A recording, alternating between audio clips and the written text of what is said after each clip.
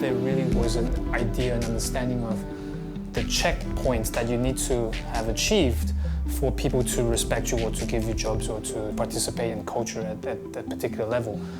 But all of a sudden, with social media and all these things, if you reach a certain number, that's a new form of legitimacy that I don't have to have the recognition from the old gatekeepers, and there is no more saying, oh, you know, if you want to be a photographer, you should shoot in this magazine or that magazine, and that's it. And you have to follow all the guidelines and things. No, it's fantastic. Now you can do whatever you want.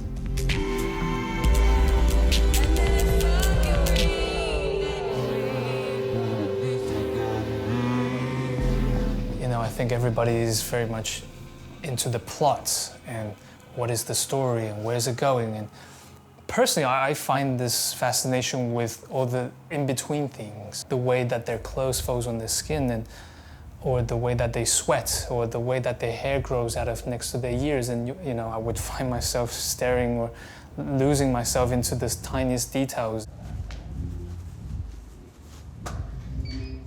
You know those art mannequins that they have like every limb that you can adjust? So be very, very conscious of your entire body. So when you turn, you need to think about every part of your limb. So feel your feet, feel your knees, feel the way that each part of the structure can move in a very specific manner. I mean, I think Paul's work definitely is one of those like trend-making tastes. His attention for detail takes us a certain part of the body and photographs it in a really different way. There's always movement in his work. There's motion in his stillness, I think, or there's, you know, stillness in his motion. It has the it factor. It'll grab you somewhere in the image, and you could probably take any one of them and like break it down why. Paul's Instagram is an amazing gallery of his work, of any tests that he's done or published work that he has. 60,000 people following you on Instagram. That's a lot of people. Had you not had Instagram or some of these other like social media outlets, who would be seeing that stuff? I don't know what I'm doing right, but you know, I'm glad that people were interested.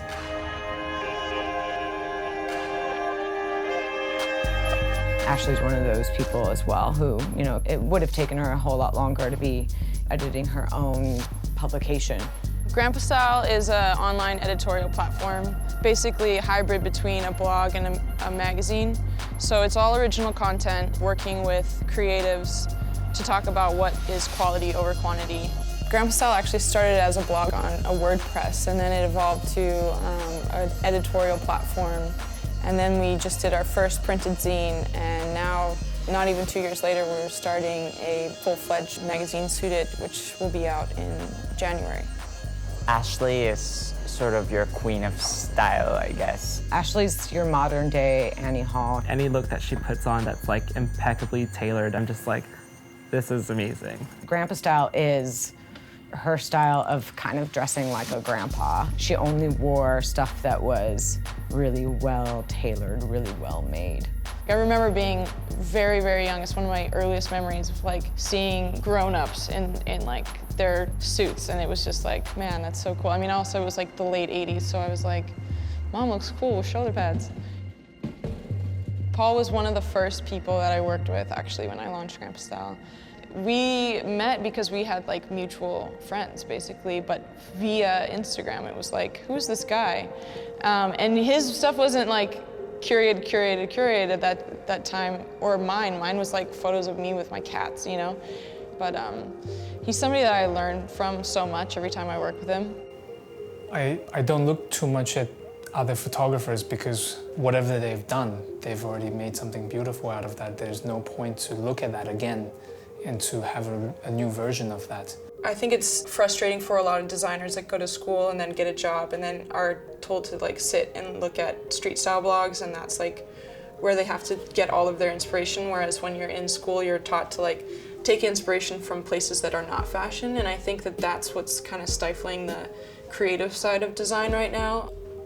I'm interested in things that are not fashionable, which I think makes the best and most interesting content in fashion, because fashion always is looking forward, is always looking to something that is to come.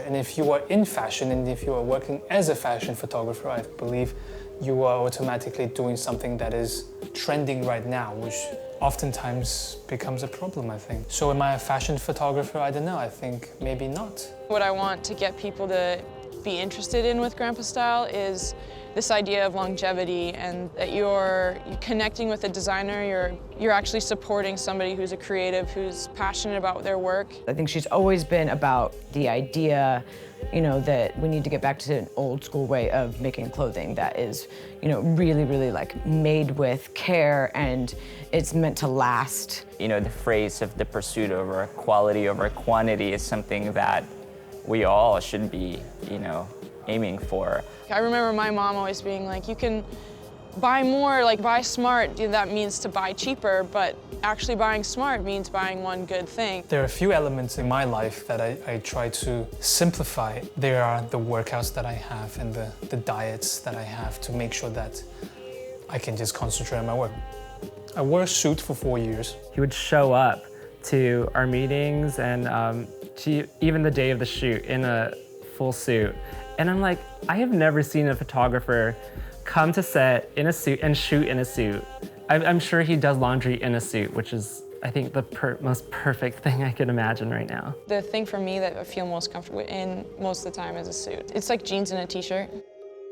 I mean, it's one of those things that I used to kind of be made fun of for the way I dress, and now it's a really strange thing to suddenly be photographed for it. It's been like an amazing platform to actually propel my work, where people are interested just because of, you know, the way I dress naturally anyways. We've always been scared of the future, every generation, I believe. This idea that technology in the future will destroy us, I think that's a very naive way of thinking. I think the biggest threat that we have to ourselves is really us.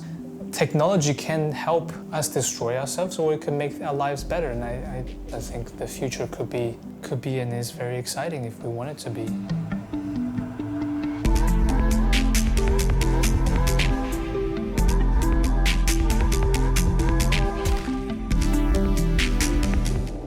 Imagine a world